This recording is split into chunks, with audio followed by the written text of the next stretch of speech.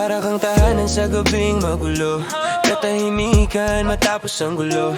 Isang tingin higit pa sa salita, tahimik na pangakong nandito lang ako. Walang presyo, walang kailangang paliwanag, payapa kahit nagbabago ang landas. Bawat sandali bihira at mahalaga, parang ang walang hanggan ay dumaan saglit lang sa atin. Sabi mo nandito ako, walang panunumpa, hindi malalaking pangako, tapat lang talaga. Naniniwala ako sa pag-ibig tulad ng bukas. Di ko alam, nagbabago rin pala ang katapatan sa oras. Ride or die, yan ang sinasabi natin, pusong sa puso, walang alinlangan.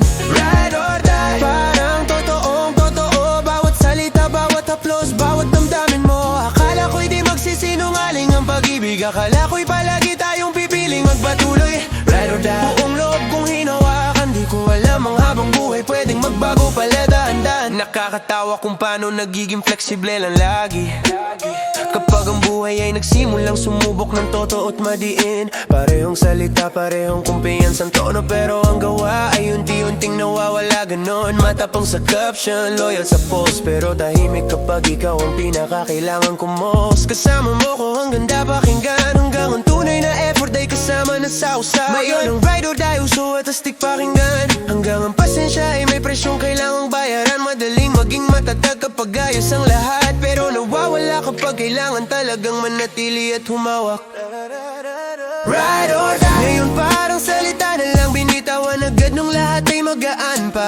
Ride or die, tunog malalim at tama, pero tanong na realidad, kaya mo bang tumagal pa? Kung sasabay ka, sumabay kapag totoo na, hindi lang kapag ang pag-ibig ay madali at magaan pa. Ride or die, walang sisayan kung nagbabago ka kapag ang pagmamahal ay humihingi ng lakas. Ayoko ng drama, ayoko ng tanikala, gusto ko lang ng konsistensyang yun at focus pa. Hindi kailangan ng sumpang mahirap, tuparin ang pagiging totoo at present. Sapat na rin ang tunay na pag-ibig, di maingay o palaban, ito'y tahimik na kamay kapag ang bukas ay gumagalaw. Natutunan ko ang katapatan ay hindi sinisigaw, ito'y ginagawa kahit walang nakaka